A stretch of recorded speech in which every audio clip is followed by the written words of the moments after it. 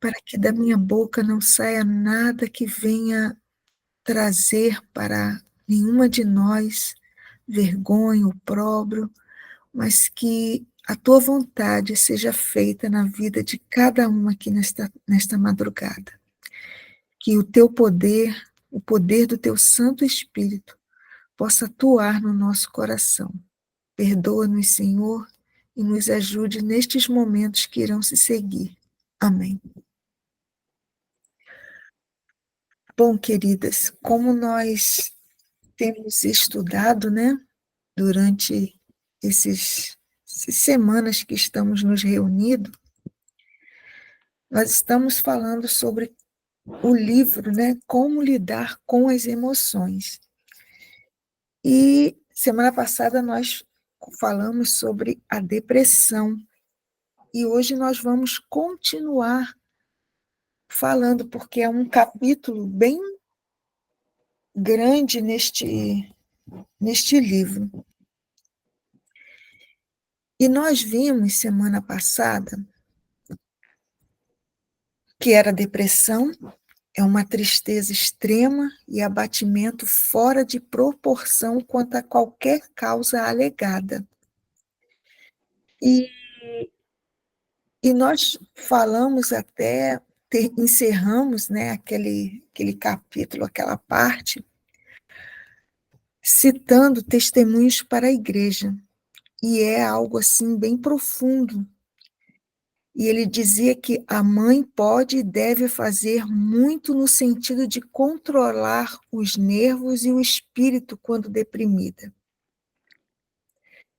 E que a força de vontade, né, era algo muito importante e que deveria ser demonstrado, porque era um poderoso calmante para os nervos. E hoje nós vamos iniciar falando sobre dois extremos que a pessoa com depressão pode cair. E, mais uma vez, eu gostaria de reiterar para as irmãs o seguinte: não sou profissional na área e tudo que eu tenho falado aqui é baseado neste livro e que, às vezes, eu fico até um pouco receosa, né? Porque a depressão é uma doença e difícil de se lidar, porque ela não é encarada como tal. E muitas pessoas têm sofrido com essa doença e não buscam tratamento. E é algo que precisa ser tratado. Aqui, quando a escritora americana ela faz algumas observações, ela está falando para uma pessoa que passa por uma depressão por conta de algum motivo, alguma situação, como falecimento, traumas, e é uma depressão que acontece e ela vai passar. Mas quando é uma situação em que a pessoa tem uma enfermidade devido a uma doença, a algo no seu organismo, a situação fica muito complicada. E somente com a ajuda médica você consegue uma solução, uma cura. E com isso eu não estou querendo invalidar o poder de Deus de atuar na nossa vida. Mas como nós vimos em algumas situações, até mesmo Jesus, ele poderia, quando foi realizar aquele grande milagre com Lázaro, de ressuscitá-lo, diante daquela pedra, ele poderia ter removido, mas ele não removeu. Ele pediu que tirassem a pedra, porque aquilo que está ao nosso alcance fazer, Deus não faz. Porque talvez a gente pense que Deus é o nosso empregado, o nosso gênio da lâmpada, que a gente só chega para ele, pede e ele vai atender. Não é assim. Deus, quando diz, venha a mim, peça que eu lhe darei, nós precisamos ter sabedoria para pedir a Deus aquilo que nós não podemos fazer. Temos que pedir a Ele sabedoria, porque de nós mesmos não temos, e até mesmo para tratar as nossas enfermidades, nós precisamos pedir a Deus ajuda. E hoje nós iremos falar sobre mais algumas sugestões que a senhora, que a escritora americana Ellen White nos dá. E aqui ela fala de dois extremos.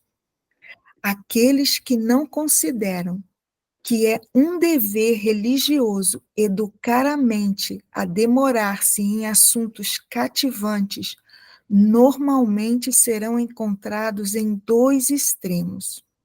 Em um dos dois extremos. Ou estarão cheios de alegria em virtude de um círculo de prazeres estimulantes, condescendendo em conversações frívolas, rindo e gracejando, ou estarão deprimidos, tendo grandes aflições e conflitos mentais, pois que eles acham que poucos já experimentaram ou podem entender. Essas pessoas podem professar o cristianismo, mas enganam seu próprio coração. Conselho sobre Saúde, página 628. Irmãs, olha que palavra até um pouco dura. Essas pessoas podem até professar.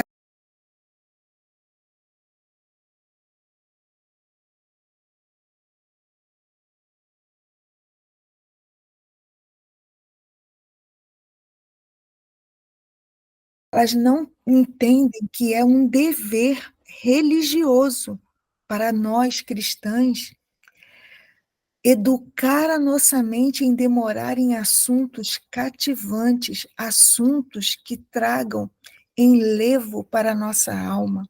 Há muito tempo já eu parei de assistir telejornais, eu assisto assim noticiários bem rápidos para saber o que está acontecendo, mas eu não fico demorando em assistir programas em que a violência, a imoralidade seja ali permanente.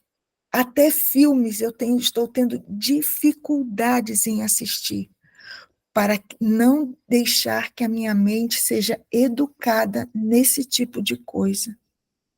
Nós precisamos ter sabedoria, amadas, até para isso, porque não é fácil. E quando você está com problemas, você precisa educar a sua mente a estar diante de coisas que lhe ajudem a superar e não a se manter com pensamentos tristonhos ou que deixe você tristes.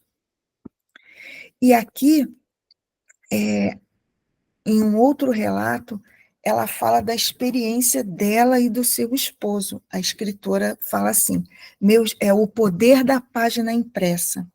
Meu esposo trabalhou incansavelmente para elevar o interesse nas publicações ao seu presente estado de prosperidade.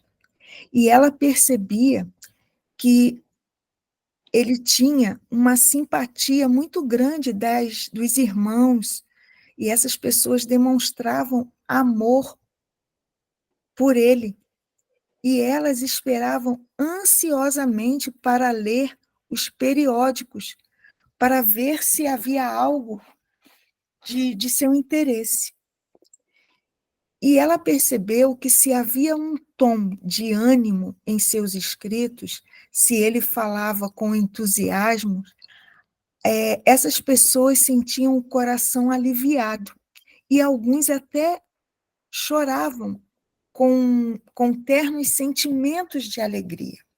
Mas, se suas palavras expressavam tristezas e sombras, o semblante desses irmãos e irmãs tornavam-se tristes ao lerem. o espírito que caracterizava os seus escritos se refletiam nessas pessoas. Testemunhos para a Igreja, volume 3. Vejam, amadas, até a leitura de livros e de coisas que lemos pode influenciar o nosso ânimo e pode refletir nas nossas ações. Olha o que ela fala aqui sobre pessoa desanimada é uma carga para si mesmo. Foi-me apresentado o fato de que, em sua classe de estudante médico missionário, acham-se alguns cuja primeira obra deveria se conhecer a si mesmo, calcular o custo e saber, ao começar a construir, se são capazes de terminar. Não seja Deus desonrado, quebrantando o homem no processo de educá-lo, pois um homem quebrantado, desanimado, é um peso para si mesmo. É contrário à luz que Deus proporcionou. Além de violar as leis da natureza, pensar que em qualquer obra que a pessoa queira realizar, Deus a susterá enquanto empilha sobre si estudos e assuntos de pesquisa, os quais põem em perigo a saúde e a vida. A natureza não admite imposições, ela não perdoa os prejuízos causados ao nosso delicado e maravilhoso organismo. Isso está em Medicina e Salvação, página 79. Veja se vocês entenderam o mesmo que eu entendi. Ela está dizendo aqui que quando tomamos para fazer algo, seja uma obra, uma construção, ou um projeto, ou alguma coisa que iremos fazer na igreja, nós precisamos ter bastante consciência se nós somos capazes de fazer para, para não cairmos e ficarmos sobrecarregadas com o peso que existe em fazer alguma coisa. Precisamos pedir sempre a Deus sabedoria, buscar sempre a Deus em primeiro lugar, antes de fazermos qualquer coisa, para não envergonharmos o nome de Deus. E ela continua falando sobre falta de esperança. Uma criança frequentemente censurada por alguma falta especial, venha considerar aquela falta como uma peculiaridade sua, ou alguma coisa contra que seria vão esforçar-se. Assim, se cria o desânimo e a falta de esperança, muitas vezes ocultos sobre a aparência de indiferença ou bravata. Isso, a citação está em Educação, página 291. Ou seja, uma criança que é educada, sempre recebendo críticas, você não faz isso direito, você não tem atenção, presta atenção. Isso causa na criança como se aquilo ali fosse normal para a vida dela. E isso traz consequências para o futuro. Quantas de nós aqui não fomos criticadas quando criança e achamos que somos assim, que não sabemos, que não podemos, por conta do que ouvimos quando ainda éramos crianças? Críticas que não trouxeram para nós algo positivo.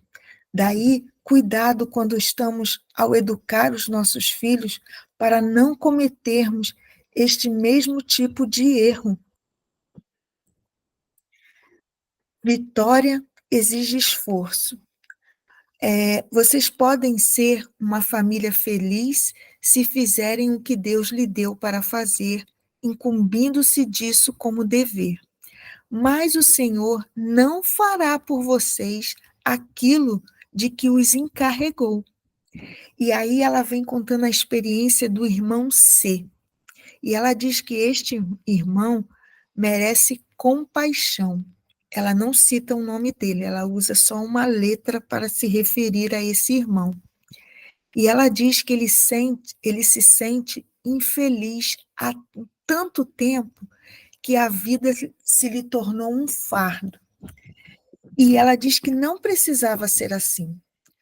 A sua imaginação é doentia e ele tem conservado os olhos no quadro sombrio durante tanto tempo que, quando se depara com adversidade ou decepção, imagina que tudo vai desmoronar, que virá a sofrer necessidade, que tudo é contra ele, que tem uma vida mais difícil do que qualquer outra pessoa, e assim se lhe torna miserável a vida.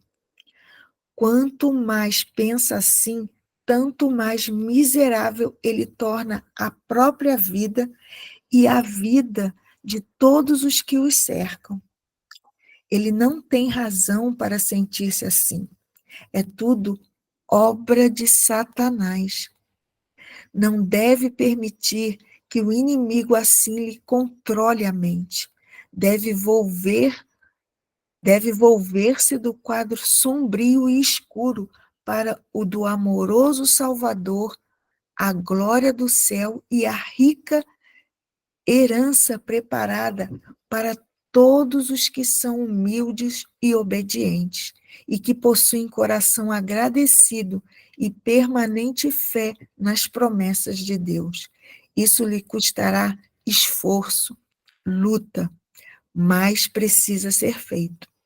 Sua presente felicidade e sua futura e eterna felicidade depende de você fixar a mente em coisas aprazíveis, desviando os olhos do quadro escuro, que é imaginário, para os benefícios que Deus espalhou em seu caminho e, para além disso, para o invisível e eterno. Testemunhos para a Igreja, volume 1. Páginas 703 e 704. Vejam, queridas, que quadro ela pinta aqui desse homem e que eu pude ver que não é só ele. Quantas de nós hoje não nos detemos em situações negativas na nossa vida e não saímos dela? Olhamos para a nossa vida e só vemos os pontos negativos que existem nela. E nos detemos em ficar pensando nisso. Eu me lembro que eu passei por uma experiência muito desagradável, não vou aqui entrar em detalhes, mas que me causou tanta dor, tanta tristeza, tanta decepção, que eu fui parar no hospital achando que eu estava infartando. E, ao chegar ali, após vários exames, foi detectado que eu tive uma crise de ansiedade. Eu nunca tinha sofrido isso, mas as circunstâncias que estavam à minha volta, tantas coisas acontecendo, e eu percebi depois, veja bem, isso aconteceu durante quase um ano, essa situação, e eu percebi que eu estava focando tanto nessas situações que estavam acontecendo, que o meu corpo estava sofrendo e eu já nem me conhecia mais. Eu estava só murmurando, reclamando, e eu não sou uma pessoa assim.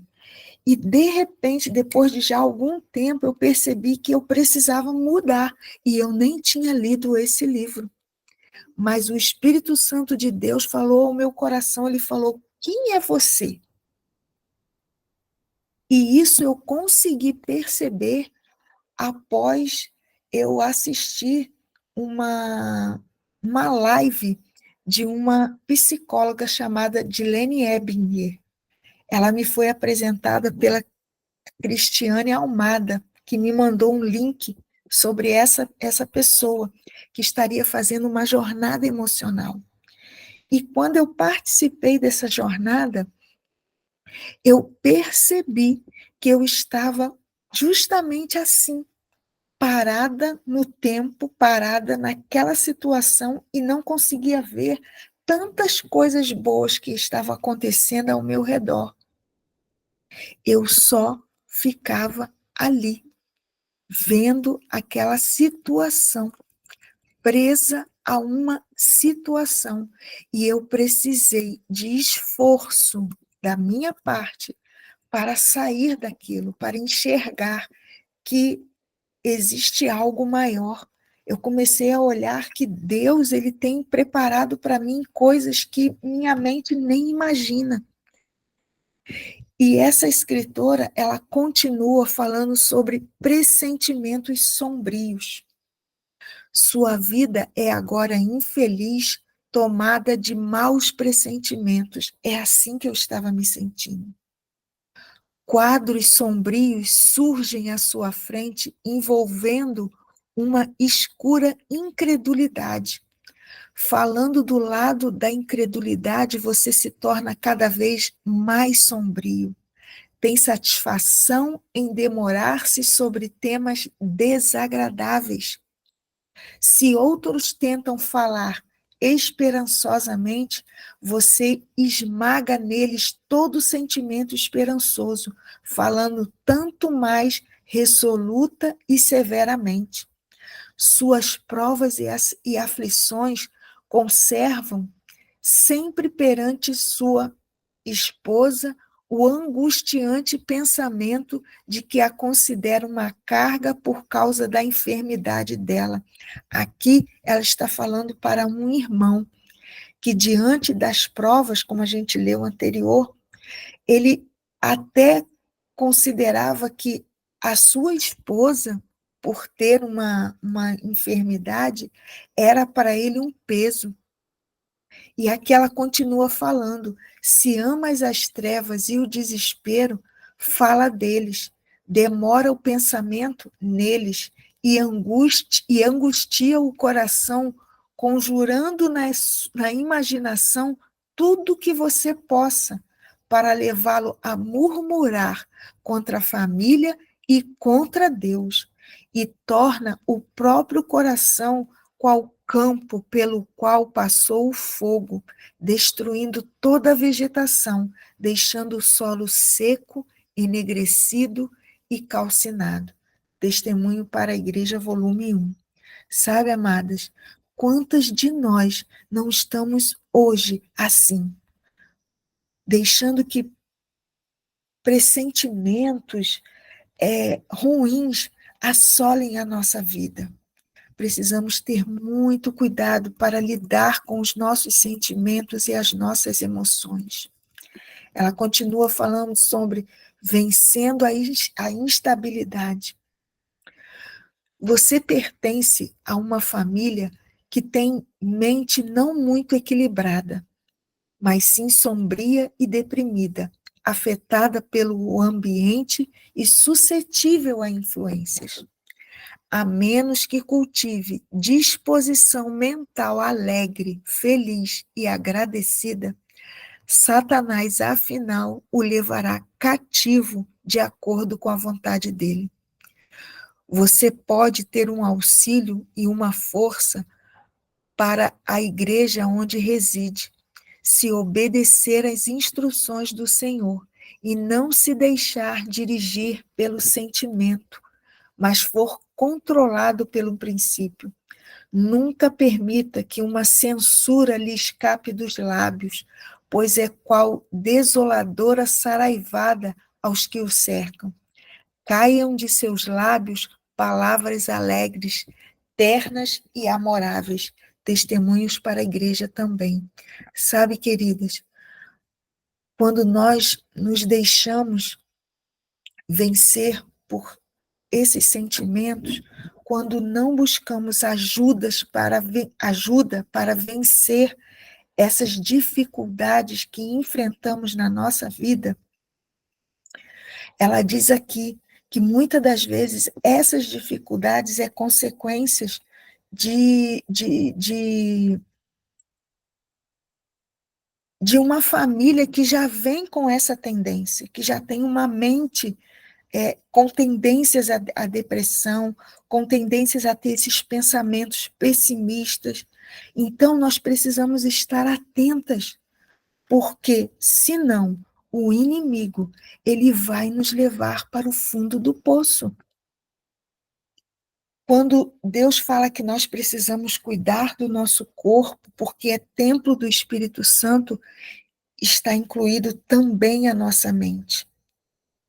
Ela continua dizendo: não podemos ser escravos da depressão. Isso é muito forte, amadas. Lembre-se de que lembre-se de que em sua vida a religião não deve ser uma simples influência entre outras. Deve ser a influência dominadora sobre todas as outras. Seja estritamente temperante. Primeiramente, devemos buscar a Deus em nossa vida. Depois, devemos buscar tratamento. Olha, seja estritamente temperante, ou seja equilibrado. Resista a toda tentação. Não faça concessão ao astuto inimigo. Não dê ouvidos às sugestões que ele põe nos lábios de homens e mulheres. Você tem uma vitória a alcançar. Tem nobreza de caráter para conseguir. Mas isso não se consegue enquanto estiver deprimido e desanimado pelo fracasso. Quebre os laços com que o inimigo o tem prendido. Não há necessidade de ser escravo dele. Vós sereis meus amigos, diz Cristo, se fizerdes o que eu vos mando. João 15:14. E o que Deus pede que nós façamos? Buscai primeiro o reino de Deus e a sua justiça, e todas as outras coisas vos serão acrescentadas. Nessa jornada emocional que eu participei, o primeiro ponto que essa psicóloga traz para aqueles que estão participando é: primeiro Deus. Busque em primeiro lugar Deus, a sua palavra. Estude a Bíblia. E depois, sim, faça todas as outras coisas na sua vida. Esse deve ser o nosso primeiro passo. Buscar a presença de Deus para que não sejamos escravos de nenhuma doença. Deus, quando pede que nós cuidemos do nosso corpo, Ele está pedindo que nós sejamos temperantes, tenhamos equilíbrio em tudo, na nossa alimentação, no nosso trabalho, no nosso dia a dia, nos nossos afazeres da igreja, no nosso cuidar da nossa família. A temperança é algo extremamente necessário para que tenhamos vitória sobre tudo, amadas. Eu sei que são palavras, às vezes, um pouco duras, né? E, às vezes, eu fico até receosa em trazê-la, mas é uma realidade. Nós vamos ver aqui um remédio sugerido a um pastor. Olha o que ela fala. Olha o remédio que ela pede para que esse pastor, que ela sugere a esse pastor. Você deve trabalhar com cautela e observar períodos de descanso. Assim procedendo, reterá seu vigor físico e mental e tornará seu trabalho muito mais produtivo. Irmão F, ela se refere a esse pastor assim: você é um homem nervoso e age muito por impulso. A depressão mental influencia muito em seu trabalho.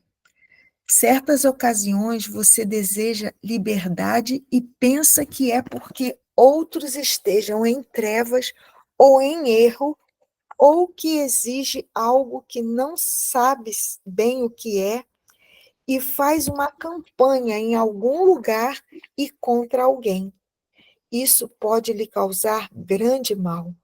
Se quando nesse estado de desassossego e nervosismo você aquietasse e repousasse calmamente, esperando em Deus, e indagasse se o mal não está em você mesmo, deixaria de ferir o próprio coração e a preciosa causa de Deus.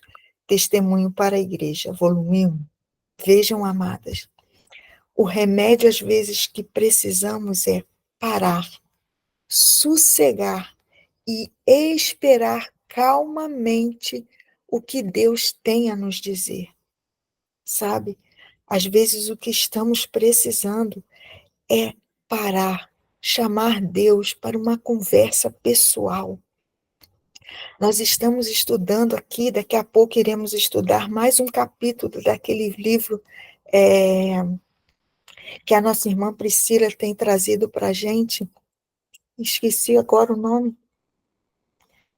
Ouse pedir mais, em que nós aprendemos que precisamos buscar a Jesus como nosso amigo, nosso companheiro, abrir o nosso coração para Ele, falar para Ele das nossas necessidades, como se Ele fosse talvez o nosso psicólogo. Mas isso, amadas, não isenta a nossa responsabilidade de procurarmos ajuda também de profissionais. Precisamos, em primeiro lugar, buscar a Deus, abrir a nossa alma, falar para eles, parar, descansar, para que possamos ter, talvez, a cura de muitas de nossas enfermidades. E ela continua dizendo que precisamos demorarmos no desagradável, ou melhor, quando nós demorando, paramos e ficamos só olhando aquilo que é desagradável, demorando-se no desagradável. Olha o que ela diz: vendo a iniquidade ao nosso derredor, nos alegramos pelo fato de Cristo ser o nosso Salvador, e nós, os seus filhos. Deveríamos, então, contemplar a iniquidade demorando-se no lado escuro? Se não podemos acabar com ela, pelo menos falemos de algo que seja mais elevado, melhor e mais nobre. Se quando nós estamos em situações difíceis, se não conseguimos resolvê-la, não vamos ficar ali só remoendo aquilo. Ora, podemos ir a um porão e ficar ali, olhando para os cantos escuros, falando das trevas, dizendo: "Oh, aqui está tão escuro", e continuar com esse tipo de pensamento. Mas tornará isso o ambiente mais claro? É certo que não. Então, o que faremos? Vamos para fora, nos afastamos do escuro e subimos ao cenáculo, onde a luz do semblante de Deus resplandece brilhante.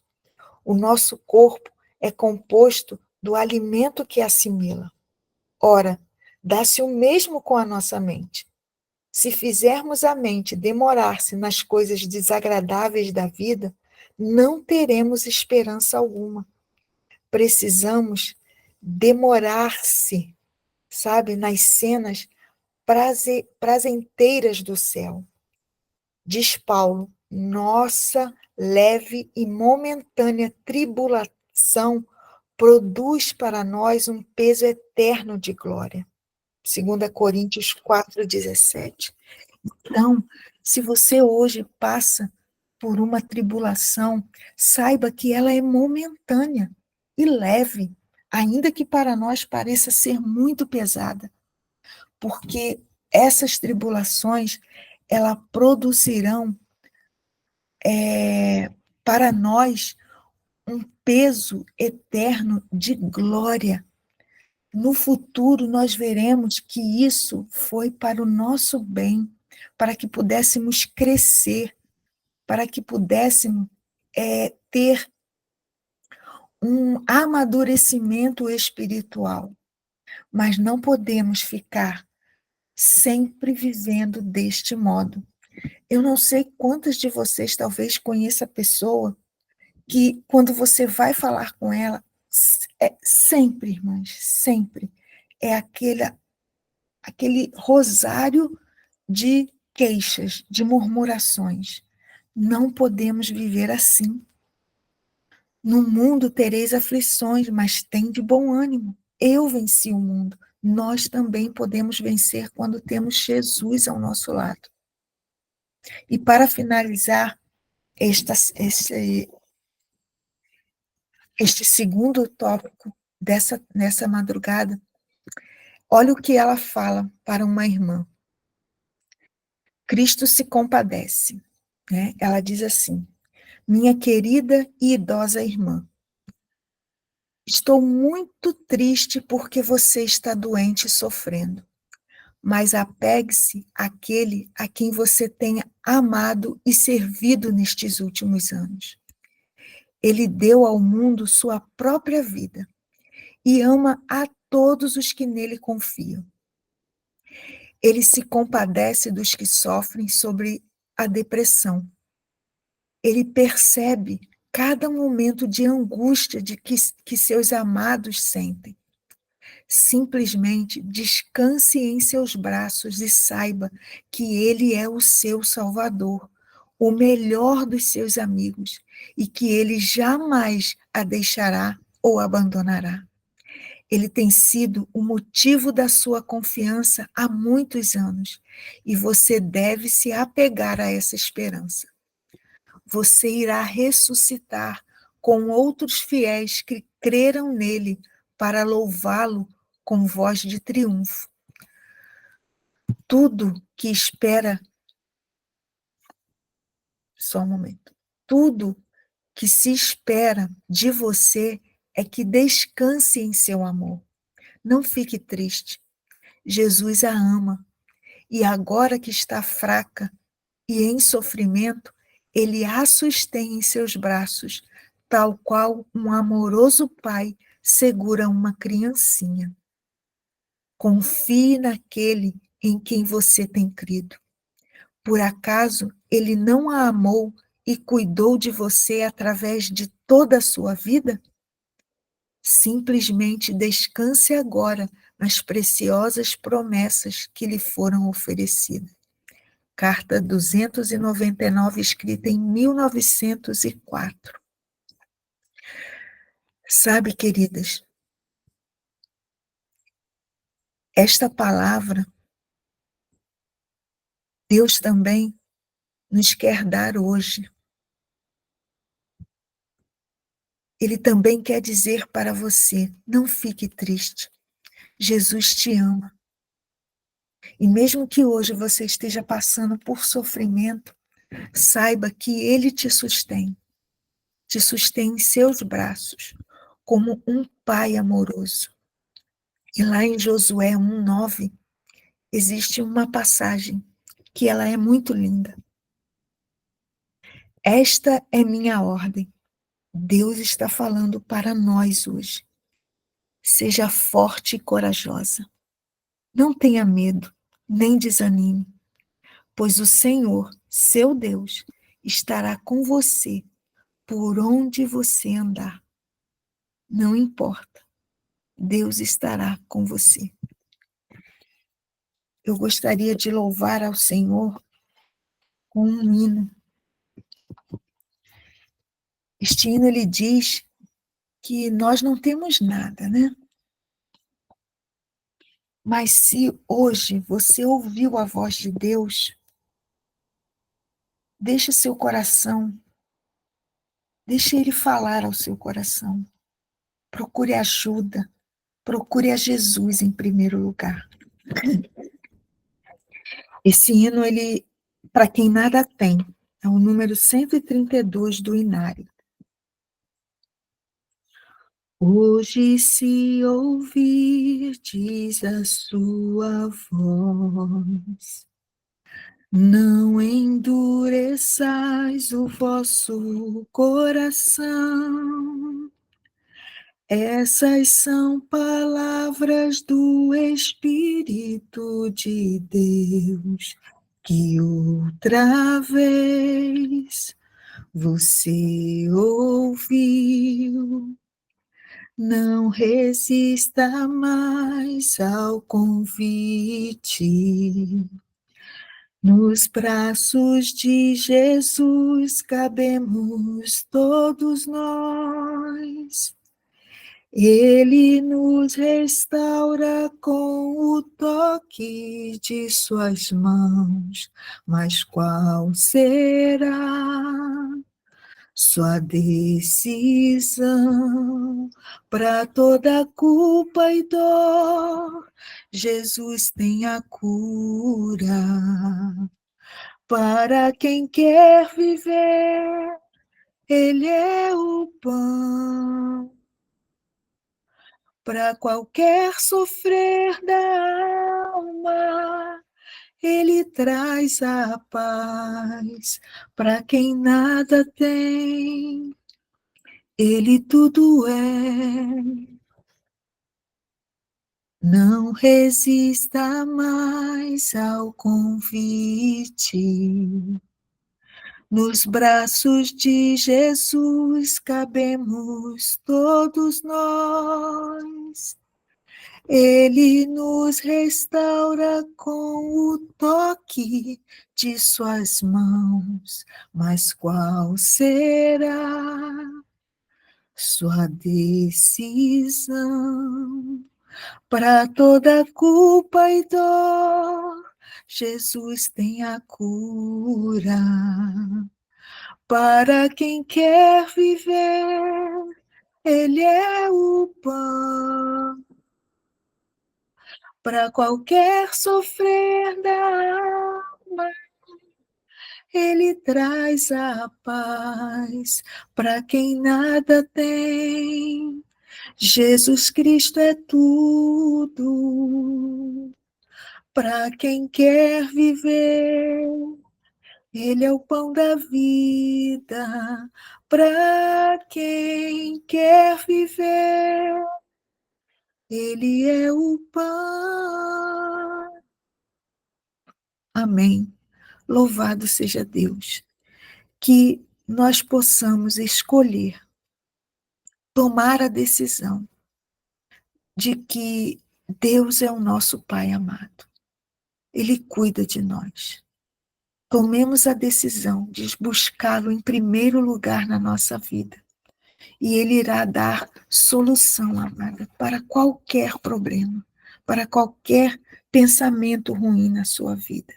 Vamos orar. Pai querido, somos fracas e muitas das vezes não conseguimos olhar para além, para o alto. Nosso pensamento está em coisas tão escuras, tão tristes, e nos detemos aí e não conseguimos ver que o Senhor tem um céu para nós.